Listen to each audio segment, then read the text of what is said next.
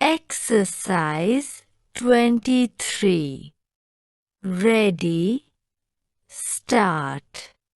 In the instant case, seller was not in a position to discharge his burden and, therefore, he is not entitled for refund. In view of the said position, all the authorities have held that a question of refund of tax would not arise in the case of the appellant, since no tax had been demanded from the appellant for the tea. Considering the facts and circumstances of the case, tax was collected from the appellant at the time of purchase of tea in the occasion sale conducted by the tea planters, since tea is a commodity which was liable to tax at the time of first sale in the state. The tax which was collected from the appellant by the dealer has been remitted to the government by the dealer of tea. It further appears that the appellant claimed for refund of the said amount to be paid to it, despite the fact that it is not a dealer in the eye of law. Section 44 of the KGST Act is very clear, and it stipulates that it is only the dealer of tea on whom the assessment has been made, and it is only he who can claim for refund of tax, and the court cannot overlook the mandate.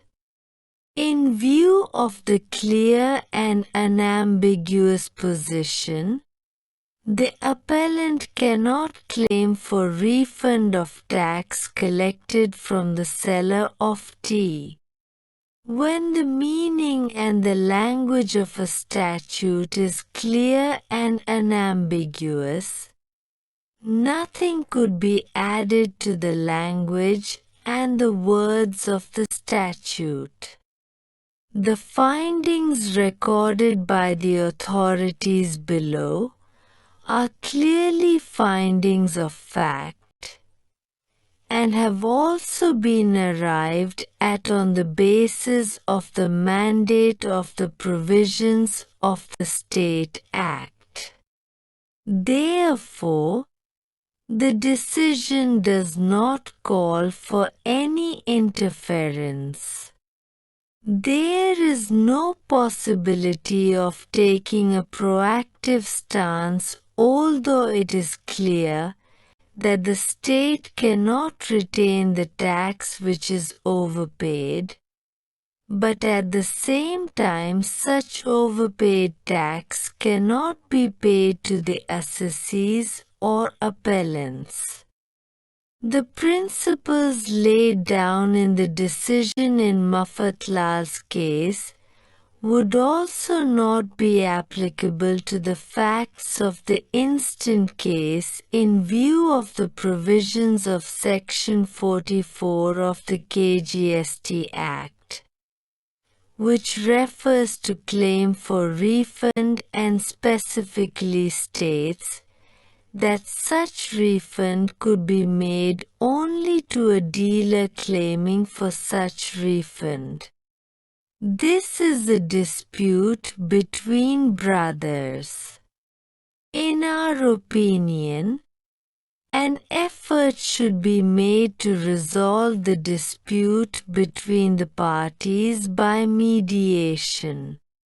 In this connection, we would like to quote the following passages from Mahatma Gandhi's book, My Experiments with Truth. I saw that the facts of Dada Abdullah's case made it a very strong indeed, and that the law was bound to be on his side. But I also saw that the litigation, if it were persisted in, would ruin the plaintiff and the defendant, who were relatives and both belonged to the same city. No one knew how long the case might go on. Should it be allowed to continue to be fought out in court, it might go on indefinitely and to no advantage of either party. Both, therefore, desired an immediate termination of the case, if possible. I approached Dictation and requested and advised him to go to arbitration. I recommended him to see his counsel. I suggested to him that if an arbitrator commanding the confidence of both parties could be appointed, the case would be quickly finished. The lawyer fees were so rapidly mounting up that they were enough to devour all the resources of the clients, big merchants as they were. The case occupied so much of their attention that they had no time left for any other work. In the meantime, mutual ill will was steadily increasing. I became disgusted with the profession. As lawyers, the counsel on both sides were bound to rake up points of law in support of their own clients. I also saw for the first time that the winning party never recovers all the costs incurred. Under the court fees regulation, there was a fixed scale of costs to be allowed as between party and party, the actual costs as between attorney and client being very much higher. This was more than I could bear.